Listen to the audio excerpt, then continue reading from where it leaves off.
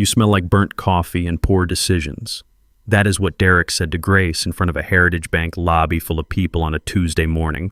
22 customers heard it. No one looked up from their phones. Grace set her duct-taped laptop case on the marble counter. I need to deposit this algorithm into the public record before you present it as your own tonight. She opened the lid. Derek reached across the counter and shoved the machine onto the floor. The screen cracked down the center in a single white line. Grace just looked at him. Then she reached into her jacket pocket and...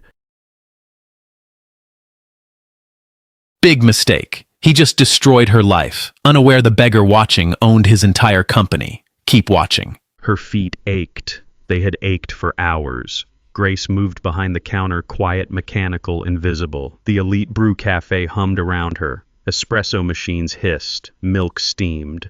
The smell of burnt coffee beans settled deep into her hair, her apron, her skin. She had been on shift since 4 in the morning. It was now past noon. Nobody noticed. Nobody ever noticed. She wiped the marble counter. The marble was imported pale cold. Her apron was faded, flour-stained thin at the elbows. She pressed her hand flat against the surface for 1 second. Just one. The cold steadied her. She breathed. She moved on. Her break came at 12:40, 15 minutes. She took her duct-taped laptop from her bag, sat at the far end of the back prep table, and opened it. The screen flickered. It always flickered.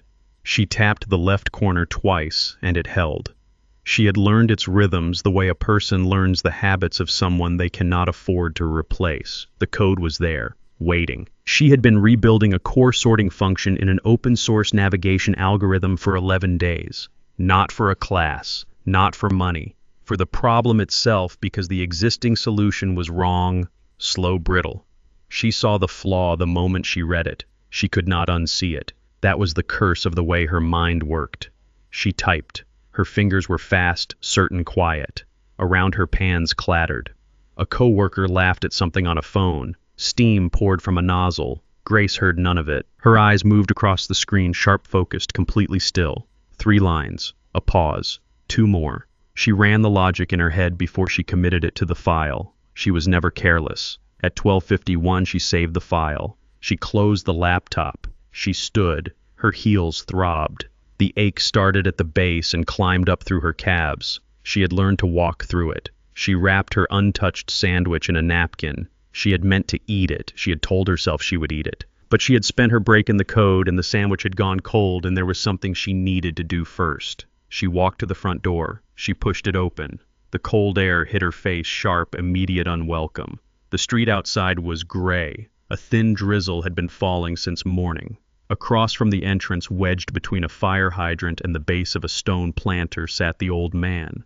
He was always there. She had noticed him 3 weeks ago. He wore a coat that had once been brown and was now the color of exhaustion. His shoes were wrapped at the toe with electrical tape. He sat with his knees pulled slightly inward, a posture she recognized as someone trying to take up less space in a world that had already decided he deserved none. He held something in his hand, a napkin. He was writing on it, or drawing. She could not tell from this distance. His hand moved slowly, deliberately, with a precision that seemed at odds with everything else about him. Grace crossed the 3 steps between the door and the planter. She held out the sandwich. The old man looked up. His eyes were tired. That was the first thing she always saw in people. Whether their eyes were tired, his were. But behind the tiredness, something else. Something careful, attentive, and very, very still. "You should eat something," she said. He looked at the sandwich. He looked at her. I took it without a word. She nodded. She turned back toward the door. "You've been here since 4, he said. She stopped. She turned around. "How do you know that I was here before you were?" he said. He looked down at his napkin. "Long shifts." "Yes," she said. "Long shifts." She went back inside. She did not think about the conversation again, not immediately. She had 3 tables to clear a rush starting at 1 and a double shift that did not end until 10. She had things to do. She always had things to do, but something stayed with her. Small, quiet, like a note written in the margin of a page she had not yet finished reading. She tied her apron tighter. She moved back to the counter. The marble was cold. The espresso machine hissed.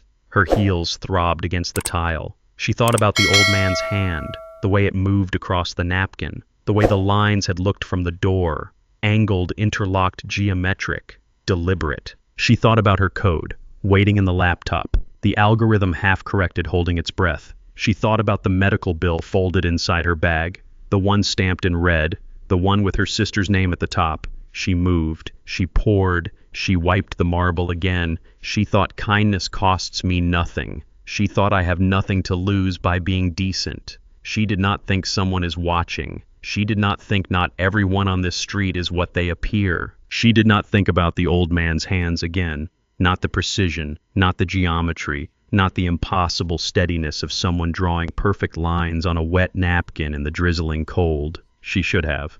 The door opened at 2:17. Grace knew the time because she had just glanced at the clock above the espresso machine, counting the minutes until her next break.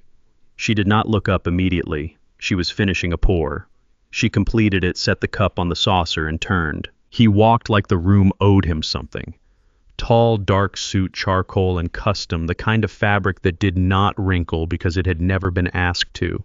His shoes were polished to a shine that caught the overhead light with every step. He carried a briefcase, monogrammed leather, the initials pressed in gold near the clasp. He moved to the counter without looking at the menu.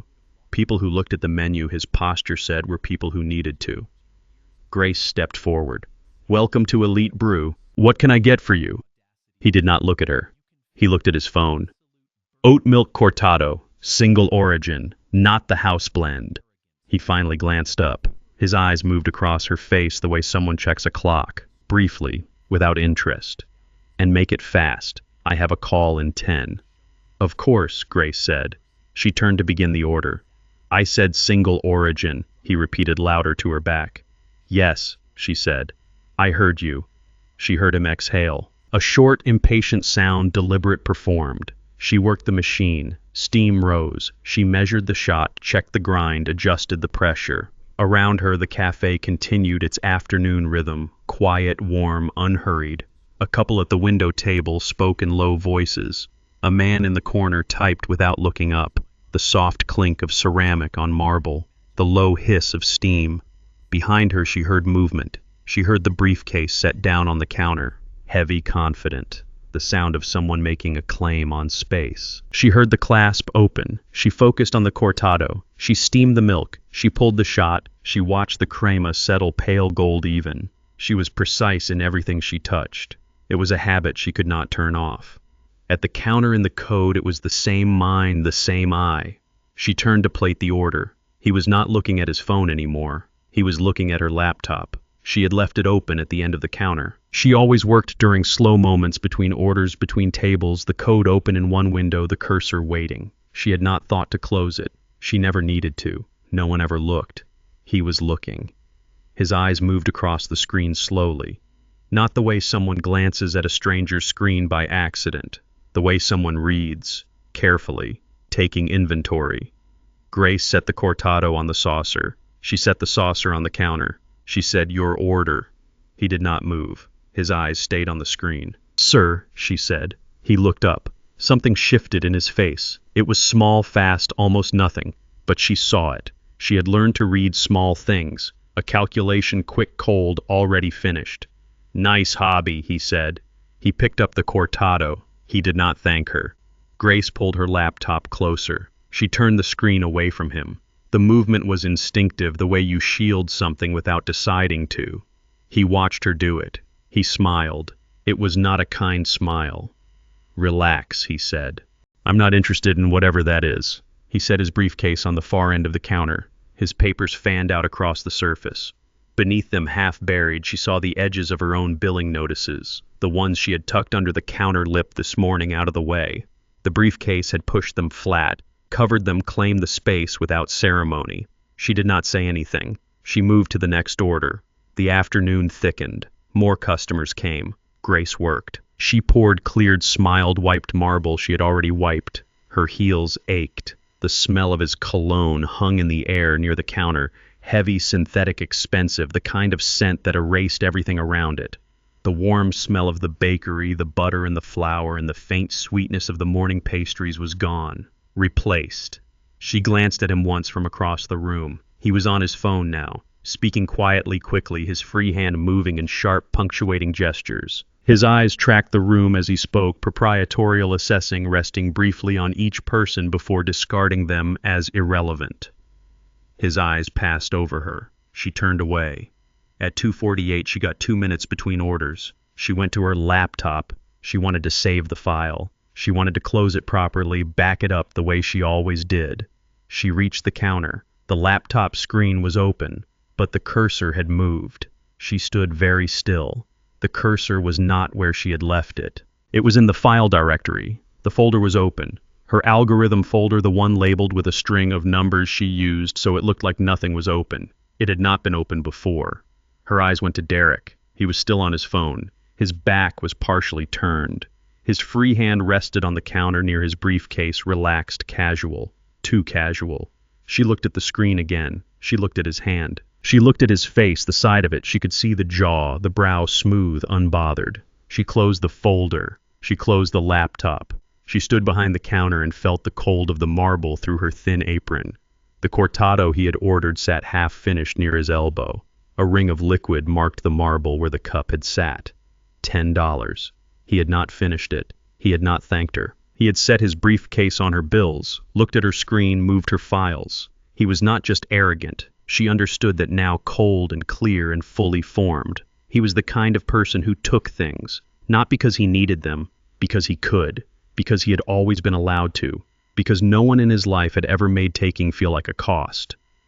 Grace picked up a cloth. She wiped the ring from the marble. She breathed. She moved on. She did not know yet what he had already done. She did not know about the photo. She did not know about the copied drive quiet complete already finished while her back was turned and the milk was steaming and she was being precise about something that no longer mattered. She would find out soon. She was not ready for it. Nobody ever was. She found out at 3:12. She had turned her back for 4 minutes. 4 minutes exactly. She knew because the shot timer was still counting when she heard it.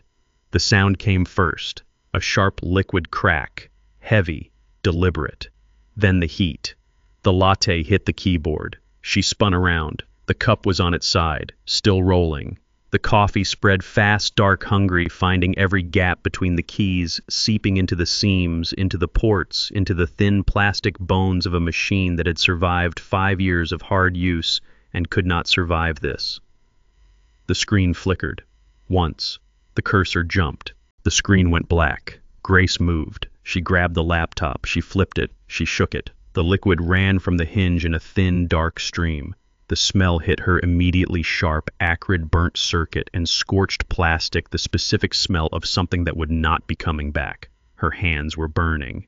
The coffee had caught her fingers when it splashed. She did not register it yet. She was looking at the screen, the black screen, the nothing. Careful, Derek said. He was adjusting his cuff. He did not look at the laptop. He looked at his cuff. These floors get slippery. Grace looked up at him. He met her eyes. He held them. His expression was level, composed, unbothered, the face of a man who had just done exactly what he intended to do and found the result satisfactory. "You did that on purpose," she said. Her voice came out quieter than she expected. Not weak. Quiet the way something is quiet before it becomes very loud. "I bumped the cup," he said. He picked up his briefcase. He checked the clasp. It was an accident. "You bumped nothing," she said. "You put it down. You picked it up. You poured it." He looked at her then, fully, the way he had looked at her laptop screen earlier, reading, assessing, calculating. He looked at her the same way now, like she was data, like she was a variable he had already accounted for. "I suggest," he said, "that you watch your tone." Grace set the laptop down on the counter. Her hands were shaking, not from fear. She recognized the difference. This was the shaking that came before something broke open. She pressed her palms flat against the marble and breathed through it. The laptop was dead. She knew it the way you know a thing you are not ready to know. The motherboard was fried. 5 years of work lived on that machine. The algorithm, the backup files, the notes she kept in margins of code comments, the little star symbol she placed in every file she built, a private mark, a habit she had never explained to anyone. Gone. All of it. fried in 12 seconds by $10 worth of oat milk and single origin espresso. She looked at Derek. She said, "I need you to pay for the damage." He laughed. It was a short sound, polished, private, aimed. "For a spilled drink," he said, "on a laptop that looks like it came from a garage sale." He tilted his head. "I don't think so." "That machine had files on it," Grace said. "Work. Significant work." "Then you should have saved it somewhere proper," he said. "Cloud storage. A real computer." He picked up his half-finished cortado with his free hand. He looked at it. He set it back down. "I'm done here." He turned. Grace said, "I'm not." He paused. He did not turn around. He stood with his back to her shoulders level, unhurried, the posture of someone who has never once had to stop when asked. "You need to stay," she said. "You need to pay for this." He turned his head slightly. "Just enough. I don't need to do anything." She came around the counter. Her heels struck the tile hard, deliberate. She stopped 3 feet from him. Her apron was stained with coffee, now her hands red from the heat, her laptop dead on the counter behind her. She stood straight. She met his eyes. "You took something," she said. "Before the cup. You were on my computer. You moved my files." Something crossed his face. Fast. Gone. But she caught it. "That's a serious accusation," he said. "It's a serious thing you did," she said. He looked at her for a long moment. The cafe was not quiet. Orders were being called. A grinder ran. Chairs scraped. But in the small space between them, it was very still. Then Ms. Clara appeared. She came from the back office, fast smoothing her blazer, her eyes already fixed on Derek with the bright, rigid attention she reserved for loyalty card members and anyone in a suit above a certain price point. "Mr. she began. "Derek," he said. He turned to her fully. The tension in his shoulders dissolved. He became easy, warm, the version of himself he kept for people who could do something for him. "I was just having a conversation with your staff." "Of course," Ms. Clara smiled. It was the smile she used like a tool. "Is everything all right?" "Not entirely," Derek said. He glanced at Grace. "Your barista has been quite aggressive. I had a small accident with my cup and she followed me away from the counter to make demands." Ms. Clara's expression shifted. Grace watched it happen. The rebalancing, the recalculation, the VIP standing on one side, the flour-stained apron on the other. "Grace," Ms. Clara said, "why don't you go wait in the back?" "He destroyed my laptop," Grace said, "on purpose. And before that, he accessed my files without permission." "She's been hostile since I walked in," Derek said. He said it pleasantly. He said it the way you state a fact about the weather. "I came in for a coffee and I've spent the last 20 minutes being made to feel unwelcome." "That is not what happened," Grace said. "Grace." Ms. Clara's voice dropped a register, a warning, wrapped in courtesy. "Please."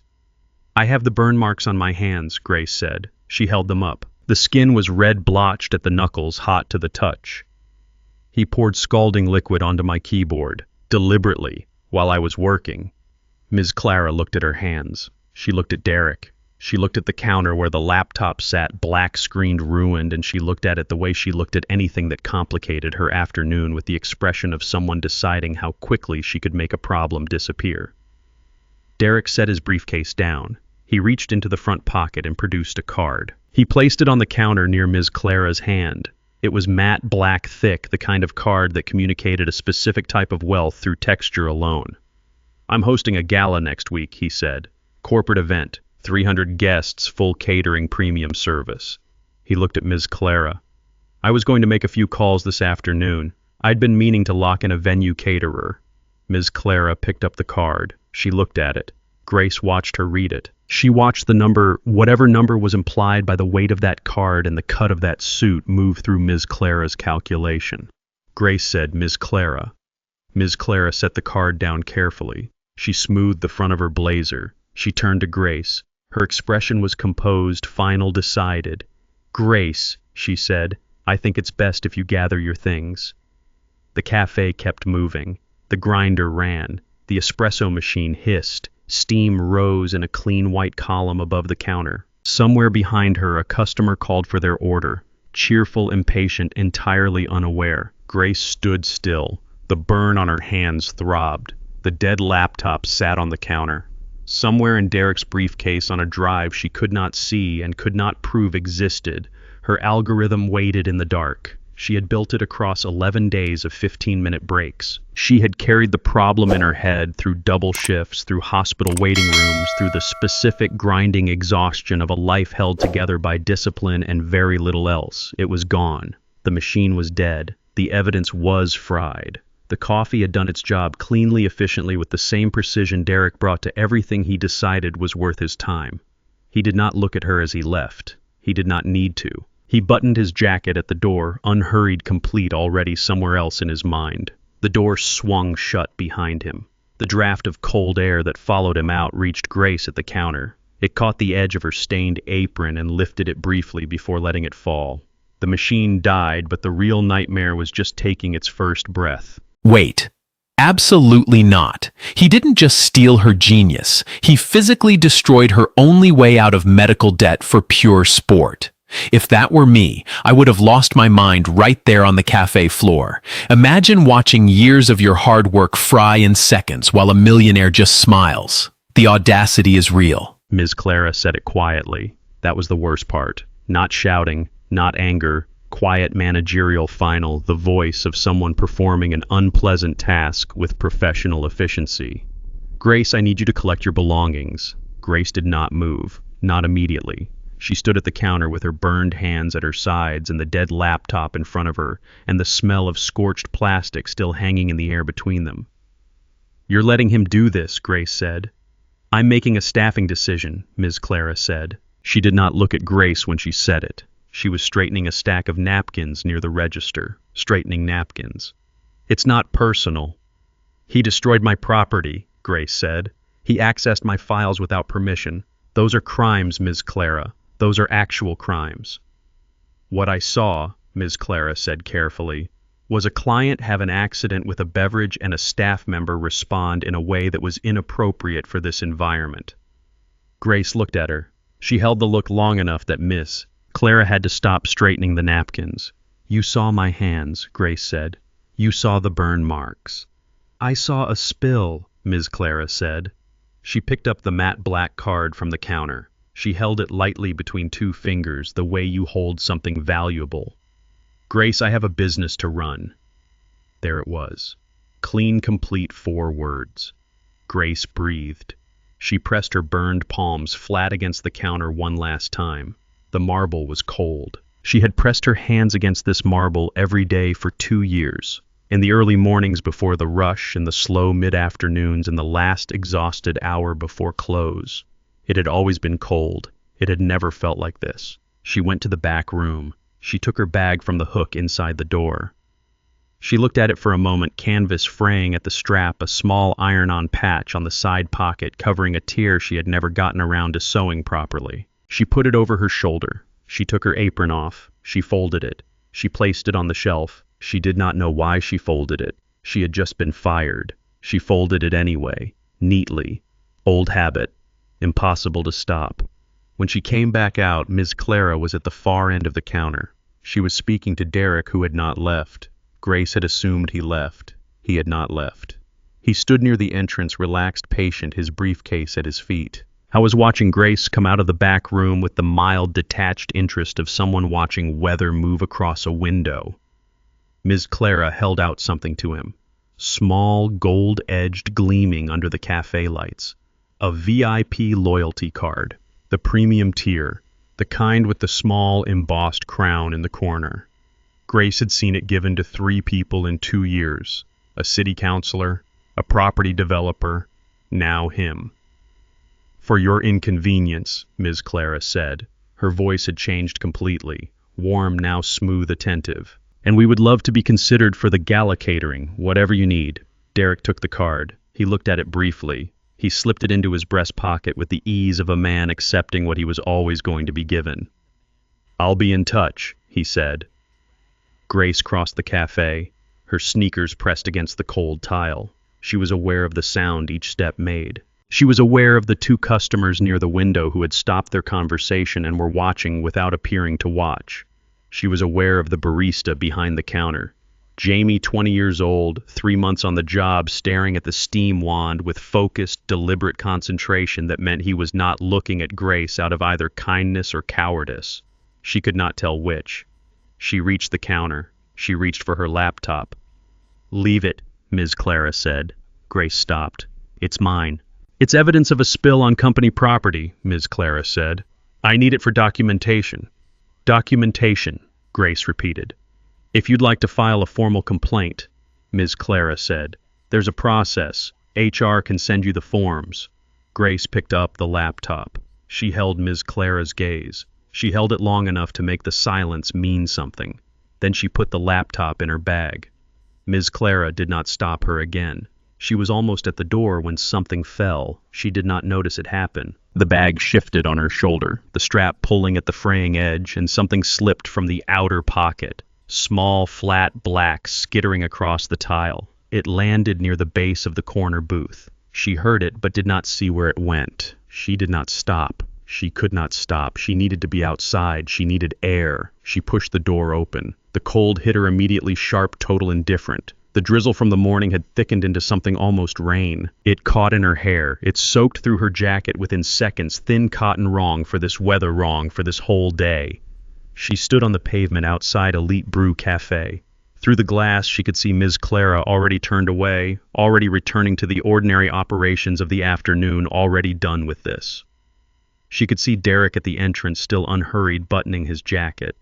She looked down at her hands, red swollen at the knuckle joints, tight, feeling hot. The kind of burn that would take 3 days to fade. 3 days of being reminded every time she reached for something. Her bag felt light, lighter than it should. She opened it. She checked the outer pocket. Her flash drive was gone. The small black drive she kept everything backed up on her secondary copy, her fail-safe, the one she had prepared exactly because she had always known some quiet, careful part of her had always known that the laptop could fail. She checked again. She checked twice. She crouched on the pavement and went through every pocket, every compartment, every fold of the bag's interior. Nothing. She had one thought, one clear, cold thought. Her sister's surgery was tomorrow morning. The hospital had called 4 times last week. The bill read stamped final notice, the one dissolving slightly in the rain at the bottom of her bag. Right now that bill was due before the procedure began. Without the job she had nothing coming in. Without the drive she had no code. Without the code she had no leverage, no proof, no path forward. She sat down on the wet pavement outside the cafe. She did not decide to sit. Her legs made the decision without her. The cold seeped through her jeans immediately, tile cold, pavement cold, the specific cold of a surface that has never been warm and does not intend to start. She put her face in her burned hands. Inside the cafe, in the shadow of the corner booth, the old man in the torn coat sat very still. He had watched everything. He had watched with the same quiet, attentive stillness he brought to the napkin, to the code diagrams, to the particular patience of someone who has learned that the right moment to move is never the obvious one. He looked down at the floor near his foot. The small, flat, black flash drive lay against the tile 3 inches from the booth leg, unnoticed by everyone who had walked past it in the last 4 minutes. He reached down. He picked it up. He turned it over once in his fingers. He looked at it the way he had looked at Grace's screen that first day, careful, precise reading, something the rest of the room had already decided was not worth reading. He placed it in the inside pocket of his torn coat. He was finally done watching. The rain found every gap. It found the collar of her jacket, the worn cuffs, the thin shoulder seam that had split slightly last winter and never been properly re-sewn. Grace sat on the pavement outside Elite Brew Cafe and let it. She was past the point of adjusting, past the point of managing. She sat with her burned hands in her lap, and the rain coming down and the cold moving through her in long, slow waves. She opened her bag. She took out the hospital letter. It had been folded and unfolded so many times that the creases had softened into something close to fabric. The red stamp across the top. Final notice had bled slightly in the wet, the ink spreading at the edges, blurring the letters without erasing them. They were still readable. She had memorized them anyway. She could have recited every line without looking. Her sister's name was at the top, Maya, then the procedure code, then the date, tomorrow. Then the amount, large, specific, immovable, the kind of number that does not negotiate. Grace had been working toward it for 7 months. shifts layered on shifts. The algorithm, which she had intended to submit to 3 different open-source grants, each of which carried a stipend that together would have covered almost everything. The plan had been careful, detailed, precise. It had been the only plan. The plan was gone. The laptop was gone. The drive was gone. The job was gone. The cortado Derek had not finished, sat inside on the marble counter in a cafe that no longer employed her, and her sister's surgery was in 14 hours. She pressed the letter flat against her knee. The rain soaked through it immediately. The paper went soft, translucent, the numbers beginning to bleed together at the bottom of the page. She watched it happen. She did not move to protect it. There was nothing left to protect it from. She heard footsteps. She did not look up. Footsteps passed her constantly, quick and purposeful and entirely uninterested. The city moved around her the way water moves around a stone, efficiently, without acknowledgement. These footsteps stopped. She looked up. Howe was not trembling. That was the first thing she noticed. She had always seen him with a slight tremor in his hands, the cold or the age or both, and she had noticed it the way she noticed all small things about people she encountered daily. But his hands were still now, completely still. He stood in front of her without hunching, without the inward lean she associated with him, straight quiet, occupying his full height for the first time since she had known him. He looked different. The same torn coat, the same worn shoes with their electrical tape toes. But the posture had changed everything. He looked, she thought, like someone who had been standing a certain way deliberately. He reached into the inside pocket of his coat. He held out the flash drive. Grace stared at it. "That's mine," she said. "Yes," he said. "How did you—" She stopped. She looked at it. She looked at him. "It was on the cafe floor. You were still inside." "I was," he said. She took the drive from his hand. She turned it over. It looked the same. It looked undamaged. She had expected it to look damaged. Everything else had. "The coffee," she said. "The laptop, everything on it." "Is recoverable," he said. He reached into his other coat pocket. He took out a folded napkin. He held it out to her. Most of it. She took the napkin. She unfolded it carefully, trying not to tear the wet edges. Inside, in lines, so fine and deliberate they might have been printed, was code, not fragments, not notes. Structured, functional, annotated code filling every inch of the napkin in 2 directions. The second layer written perpendicular to the first in a lighter hand. She read it. She read it again. Her eyes moved across the lines the way they moved across her own work, fast at first, then slower, then very slow. It was her algorithm, the core sorting function she had been rebuilding for 11 days. But it was not her version. It was a version that was better. The flaw she had been correcting, the brittle junction in the middle logic she had been approaching from one direction for almost 2 weeks, had been solved from a different angle entirely. A cleaner angle. An angle she recognized immediately as correct because it was the kind of solution that made the problem look, in retrospect, simple. She looked up at him. "How?" she said. It was not quite a question. Her voice had gone very quiet. "How do you have this?" He sat down beside her on the wet pavement. He did not seem to notice the rain or the cold or the indignity of it. He sat the way someone sits when they have decided this is where the conversation is going to happen. "I have been watching you work," he said, "for 3 weeks. You leave the screen visible. You work fast, but you pause at the same junction every time. The problem in the mid-sort logic." He paused. "It took me 1 afternoon to find the alternate path." "1 afternoon," she said. "I had time," he said. She looked at him. She looked at the napkin. She looked at the drive in her hand. "Who are you?" she said. He did not answer immediately.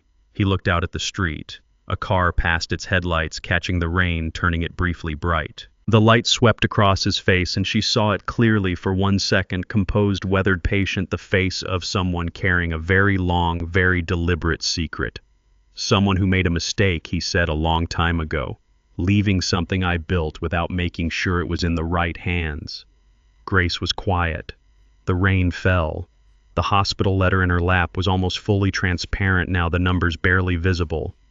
"My sister needs surgery tomorrow," she said. She did not say it to ask for anything. She said it the way you say true things to the dark, because not saying them becomes its own kind of weight. "I know," he said. She looked at him sharply.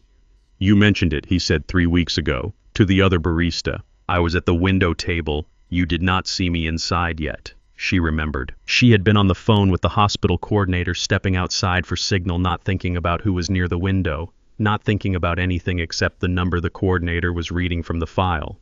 The drive is intact, he said. Your files are intact. The algorithm is intact. He nodded at the napkin in her hands. And now it is complete.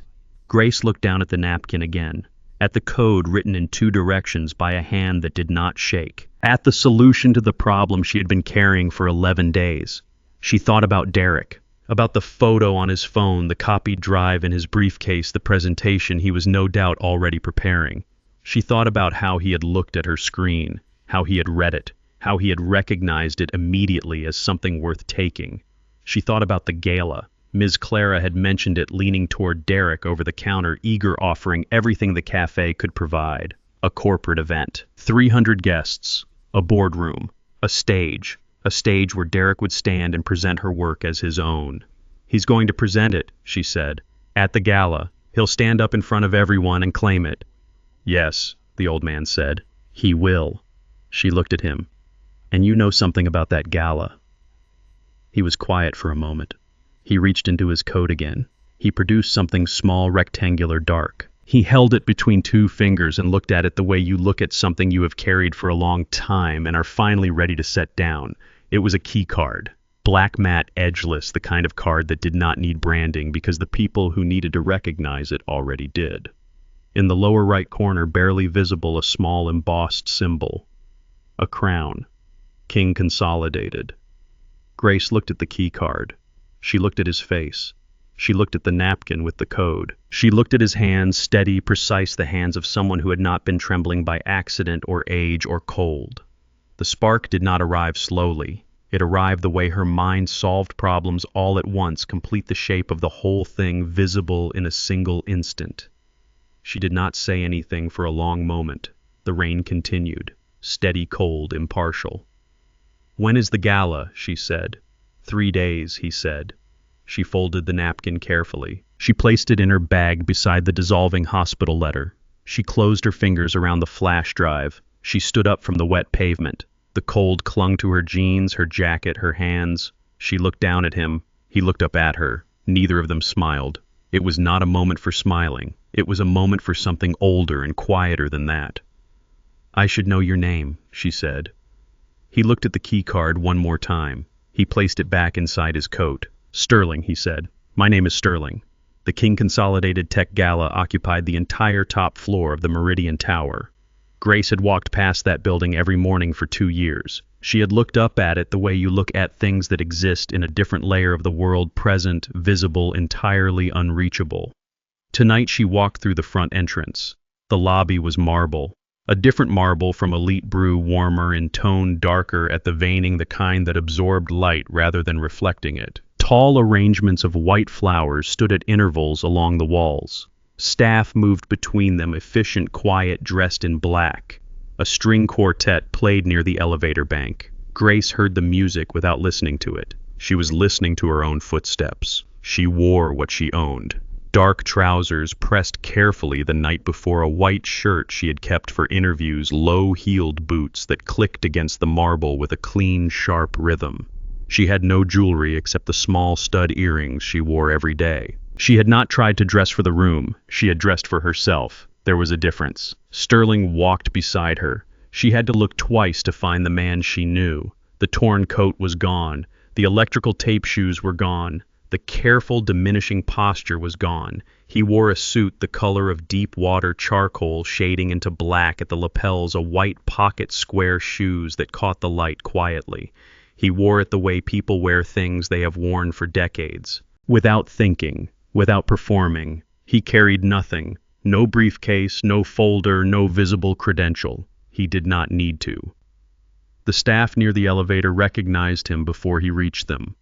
Not with the loud, anxious recognition of people greeting someone important, with the quiet, immediate recognition of people who understand that the person in front of them requires nothing from them and will ask for nothing and is going upstairs regardless.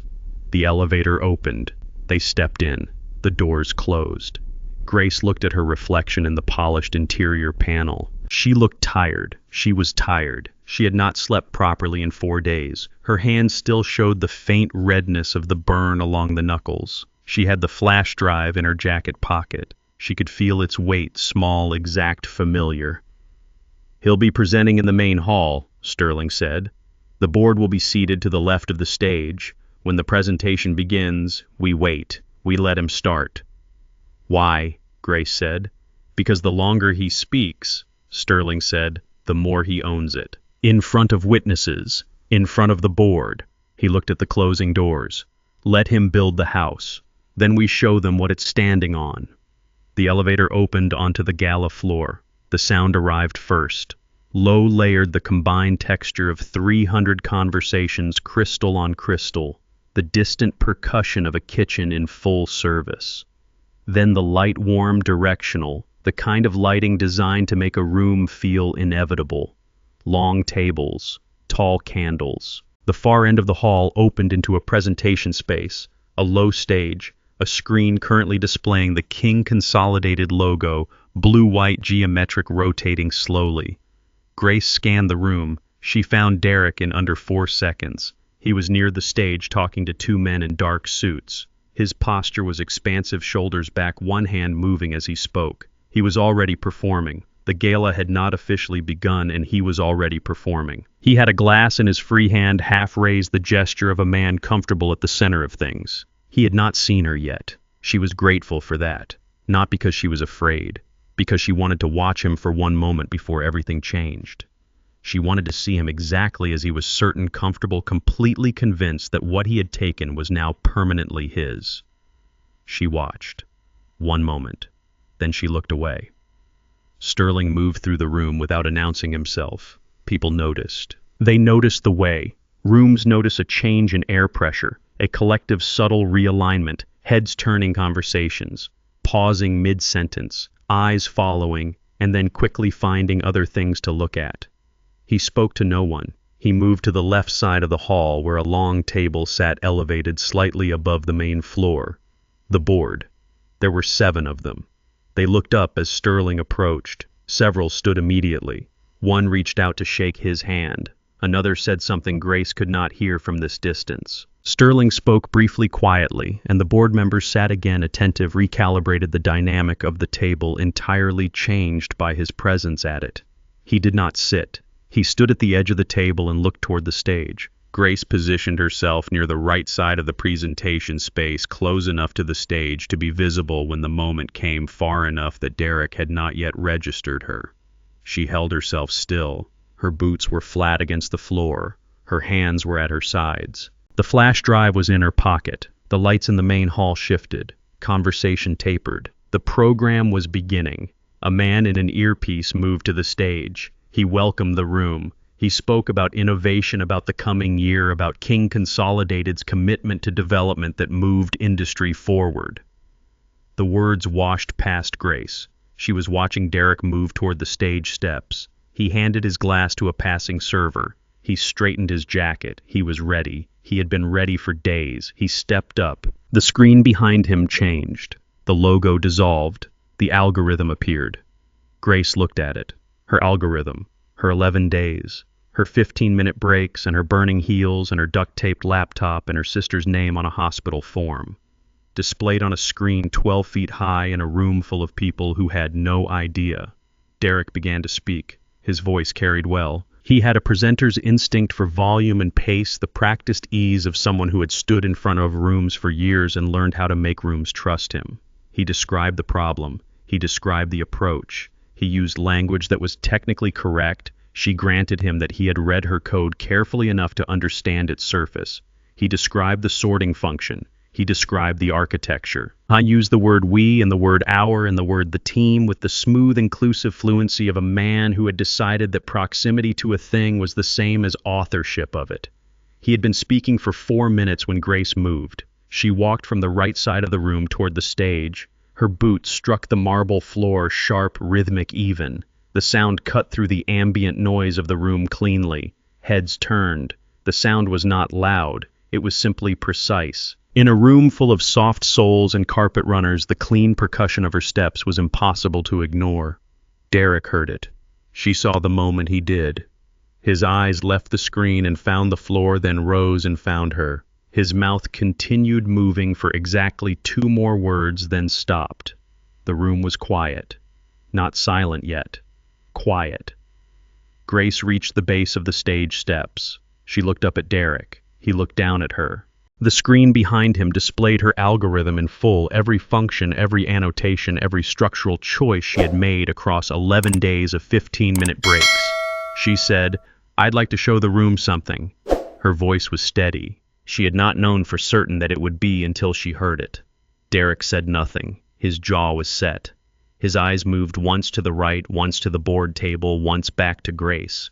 She watched him calculate. She watched him find no calculation that helped. She walked up the stage steps. She reached into her jacket pocket. She produced the flash drive. She crossed to the presentation laptop on the small table beside the podium, and she inserted the drive. The room waited. The screen changed. The algorithm remained, but now a panel opened beside it. Her original file directory, time-stamped, dated, the metadata intact, 11 days of version history displayed in a clean vertical list. Every save, every edit, every small change she had made at the back prep table on her 15-minute breaks. She navigated to the core file. She opened it. She expanded the comment layer. There in the third comment block from the top, small, embedded, easy to miss if you did not know to look, was a star. A clean 5-pointed asterisk sitting between 2 lines of annotation, her private mark, her habit, the signature she left in everything she built. She pointed to it. She did not speak immediately. She let the room look. Then she said, "I wrote this. I can walk through every line. I can explain every decision. I can tell you why the midsort junction uses a lateral comparison instead of a nested loop. And I can tell you that I was working that problem at a prep table in a cafe on a duct-taped laptop while this man was ordering a $10 latte."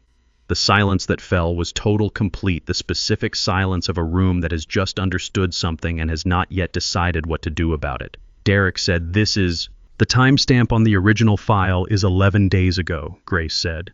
"The timestamp on the drive you copied from my laptop is 4 days ago. The version you have is incomplete. The version I have includes the corrected midsort function, which I completed on the napkin copy which is in my bag, and which I will provide to anyone in this room who wants to examine it."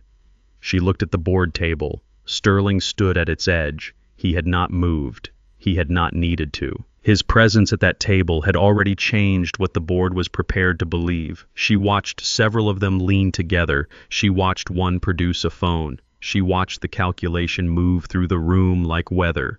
Derek said, "She's a barista. She had the laptop open in a cafe. Anyone could have..." "The star," said one of the board members. A woman, silver-haired, reading glasses pushed up on her head. She was looking at the screen. "I want to know about the star. You." She looked at Grace.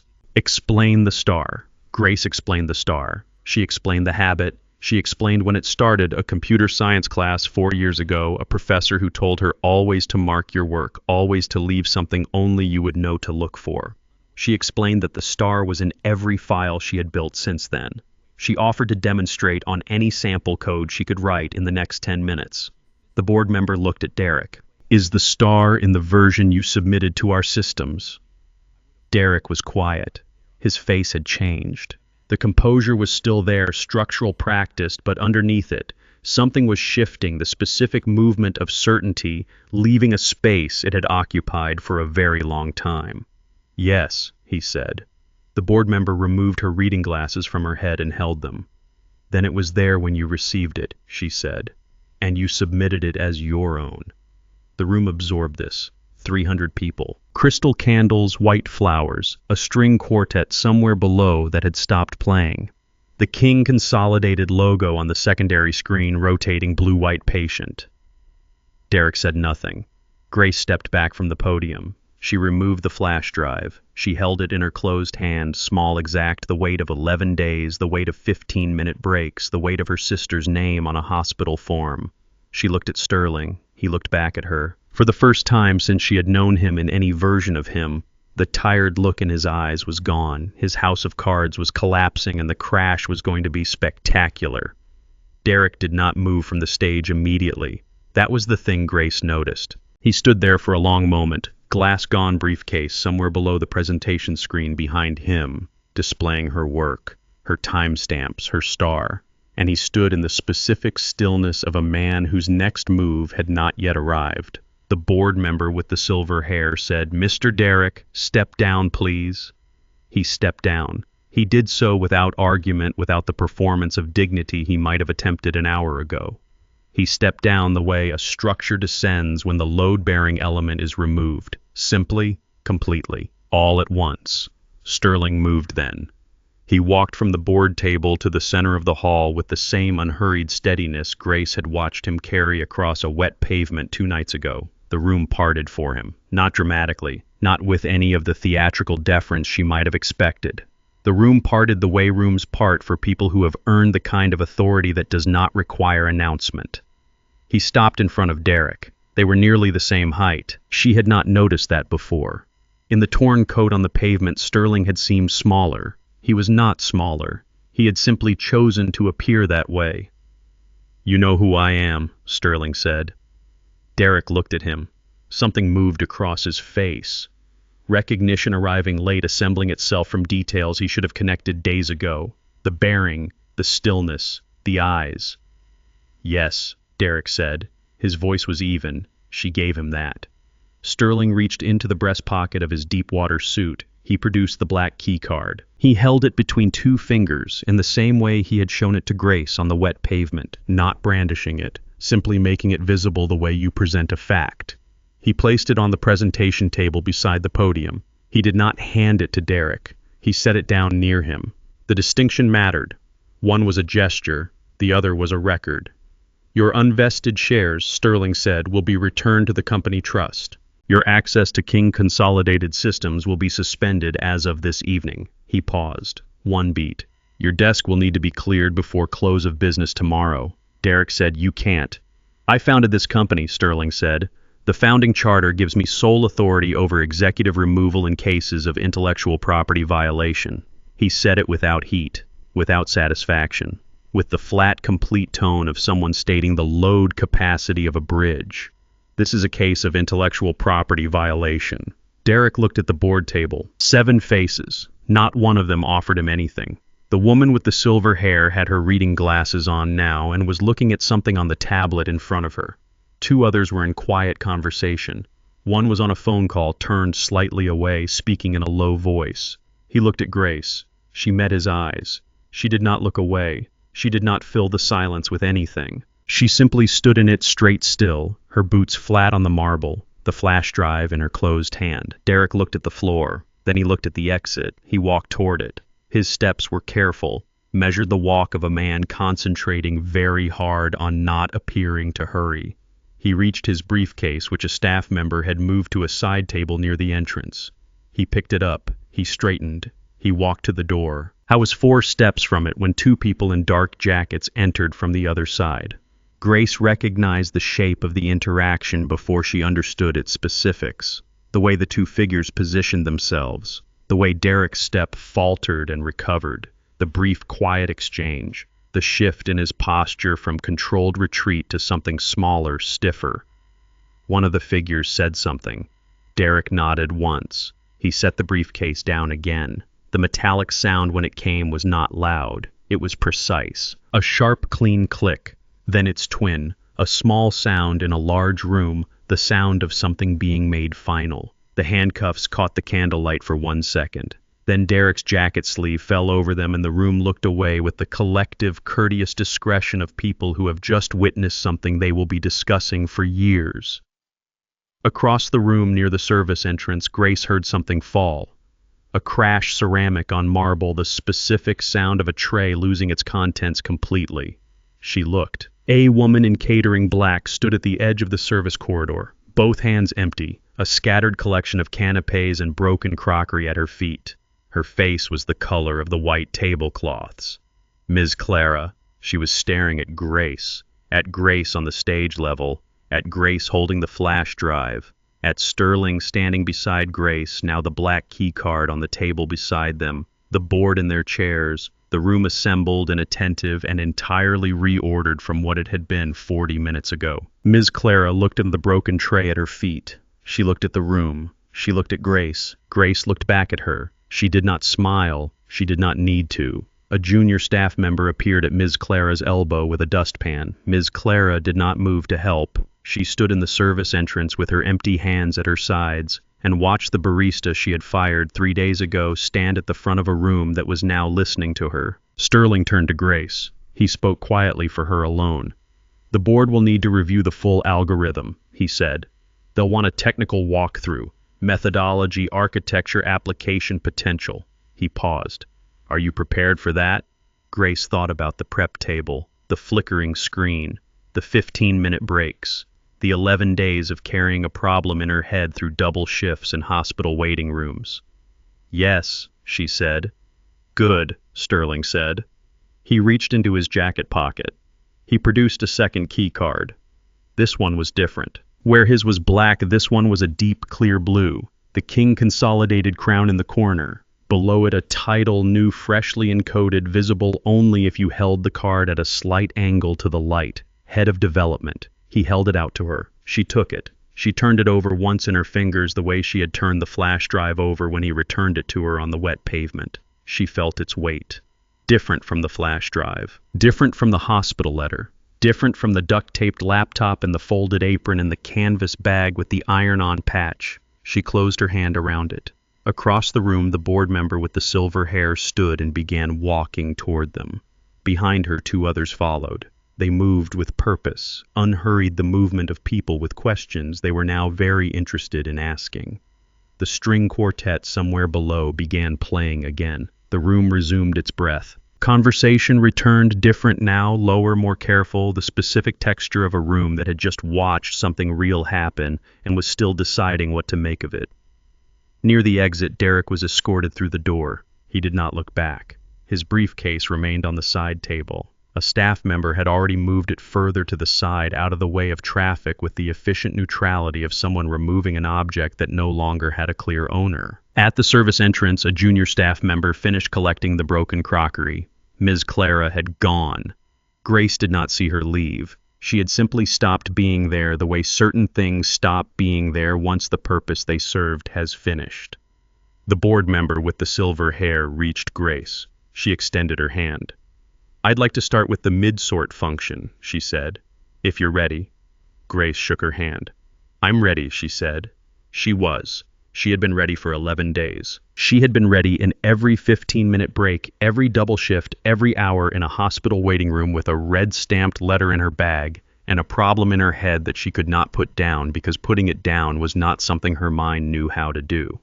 Somewhere below in the room, Derek had exited. His security badge was already in the process of being deactivated. The access points were already logging his removal. The systems were already closing behind him quietly, automatically, with the same indifferent efficiency with which they had once opened. He had been forced to his knees to collect his scattered belongings in the corridor outside the briefcase clasp, giving way under the weight of everything inside it. Papers and folders spreading across the floor while staff stepped carefully around him and no one stopped to help and no one looked directly. And the marble was cold and the corridor was bright, and it was exactly proportionally, completely the mirror of what he had put Grace through on day 1. Grace did not see it happen. She was already talking. She was already at the screen. She was already walking the board through the architecture of something she had built from nothing in 15 minutes at a time in a place that had never once considered that she might be the most important person in the room. She was not in that place anymore. You can feel the absolute burning vindication in your chest right now, watching that arrogance crumble. If you were in Grace's shoes, watching the man who tried to destroy your life get dragged out of his own gala in handcuffs, would you have shown him a single ounce of mercy, or did he get exactly the karma he earned? Drop your verdict in the comments below. Share this story with someone who needs a reminder that pride always falls, and I'll see you in part 2. You can feel the absolute burning vindication in your chest right now, watching that arrogance crumble. If you were in Grace's shoes, watching the man who tried to destroy your life get dragged out of his own gala in handcuffs, would you have shown him a single ounce of mercy, or did he get exactly the karma he earned? Drop your verdict in the comments below, share this story with someone who needs a reminder that pride always falls, and I'll see you in part 2.